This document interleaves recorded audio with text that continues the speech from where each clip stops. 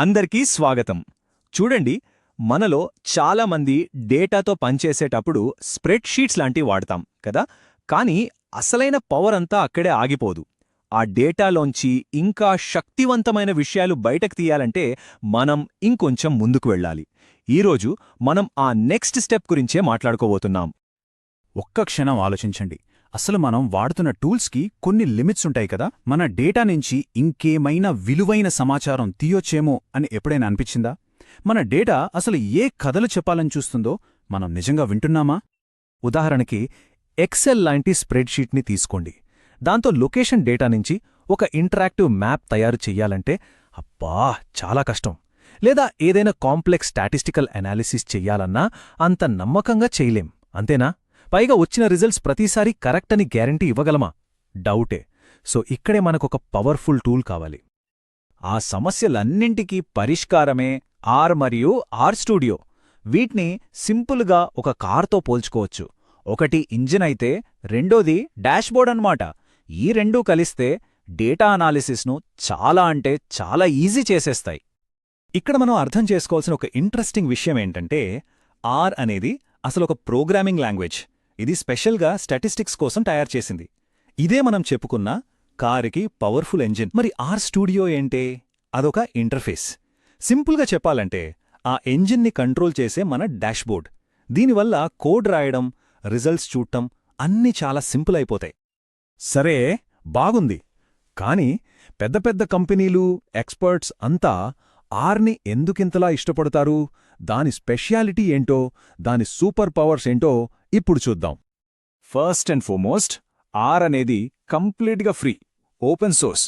దీని statistical capabilities అయితే unmatched. ఏ ఇతర సాఫ్ట్వేర్ కూడా దీనికి పోటీ రాలేదు. అనాలిసిస్ నుంచి విజువలైజేషన్ వరకు దేనికైనా వాడొచ్చు. ఒకవేళ ఎక్కడైనా స్టక్ అయితే డోంట్ వరీ, హెల్ప్ చేయడానికి ఒక పెద్ద ఆన్లైన్ కమ్యూనిటీ ఎప్పుడూ రెడీగా ఉంటుంది.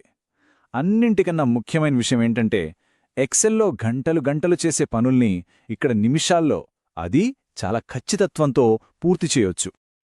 ఇది నేను మాటలకు చెబుతున్నది కాదు.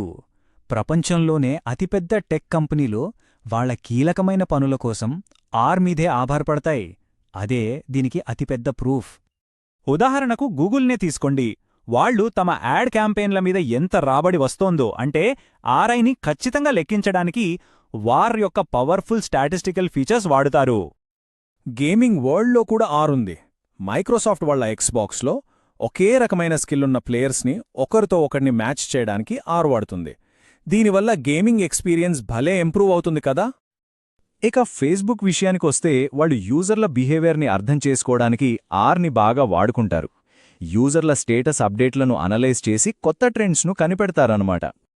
ఫైనల్గా ట్విట్టర్. వాళ్లు కూడా తమ ప్లాట్ఫామ్లో యూజర్ ఎక్స్పీరియన్స్ను మానిటర్ చేయడానికి, దాన్ని మెరుగుపరచడానికి ఆర్నే వాడతారు. సో ఈ ఎగ్జాంపుల్స్ అన్నీ చూస్తే ఆర్ పవర్ ఏంటో, దాని ఇంపార్టెన్స్ ఏంటో మనకు క్లియర్గా అర్థమవుతుంది. ఓకే, ఆర్ ఎందుకు వాడాలో అర్థమైంది. కానీ అసలు దాన్ని వాడటం ఎలా ఉంటుంది? ఇప్పుడు మనం ఆర్ స్టూడియోని ఫస్ట్ టైం ఓపెన్ చేస్తే అది ఎలా కనిపిస్తుంది, ఎలా పనిచేస్తుందో ఒకసారి చూద్దాం. ఆర్ స్టూడియో ఓపెన్ చేయగానే మనకు స్క్రీన్ ఇలా కనిపిస్తుంది. పైన లెఫ్ట్ సైడ్లో ఉన్నది స్క్రిప్ట్ ఎడిటర్. ఇక్కడే మనం మన కోడ్ అంతా రాస్తాం. కింద లెఫ్ట్ సైడ్లో ఉన్నది కన్సోల్.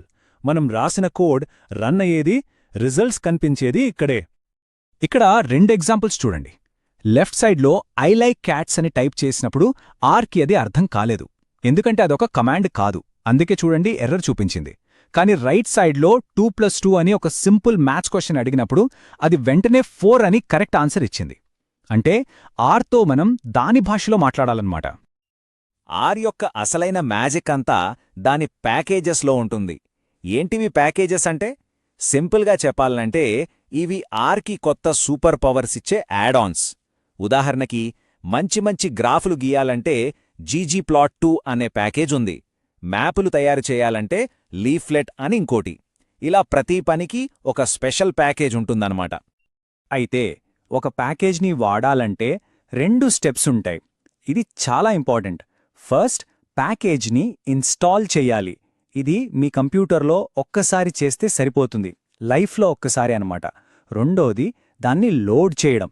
ప్రతిసారి మీరు ఆర్ స్టూడియోని కొత్తగా ఓపెన్ చేసినప్పుడు ఆ సెషన్లో ఆ ప్యాకేజ్ని వాడాలంటే దాన్ని ఖచ్చితంగా లోడ్ చేయాలి.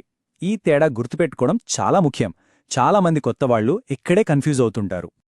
సరే, ఆర్ నేర్చుకుంటే రియల్ వరల్డ్లో ఎలాంటి జాబ్ ఆపర్చునిటీస్ ఉంటాయి? గవర్నమెంట్ సెక్టార్లో, ప్రైవేట్ సెక్టార్లో డేటా ప్రొఫెషనల్స్ కెరీర్ ఎలా ఉంటుందో ఇప్పుడు ఒకసారి చూద్దాం. ఈ టేబుల్ చూస్తే మనకు గవర్నమెంట్, ప్రైవేట్ రంగాల మధ్య తేడాలు క్లియర్గా కనిపిస్తాయి. చూడండి, గవర్నమెంట్ సెక్టార్లో జాబ్ సెక్యూరిటీ, స్టెబిలిటీ ఎక్కువ. అదే ప్రైవేట్ సెక్టార్లో అయితే ఎక్కువ జీతాలు, ఫాస్ట్ కెరియర్ గ్రోత్ ఉంటాయి. గవర్నమెంట్ జాబ్స్లో వర్క్ లైఫ్ బ్యాలెన్స్ కొంచెం బెటర్గా ఉండొచ్చు, కానీ ప్రైవేట్ సెక్టార్లో వర్క్ చాలా ఫాస్ట్గా, ఛాలెంజింగ్గా ఉంటుంది. సో ఎవరి ప్రిఫరెన్సెస్కు ఏది సెట్ అవుతుందో దీన్ని బట్టి ఒక ఐడియా వస్తుంది. ఇప్పటిదాకా మనం ఆర్ బేసిక్స్ ఏంటి, దాని ఇంపార్టెన్స్ ఏంటో తెలుసుకున్నాం. ఇప్పుడు మనం ఫైనల్ స్టేజ్కొచ్చేసాం. ఆర్ ప్రాజెక్ట్ వాళ్లే అఫీషియల్గా చెప్పినట్టు ఆర్ అనేది స్టాటిస్టికల్ కంప్యూటింగ్ మరియు డిజైన్ కోసం ఒక లాంగ్వేజ్ మరియు ఎన్విరాన్మెంట్. ఈ ఒక్క వాక్యం ఆర్ పవర్ ఏంటో, దాని అస్సలు ఉద్దేశమేంటో మొత్తం చెప్పేస్తుంది.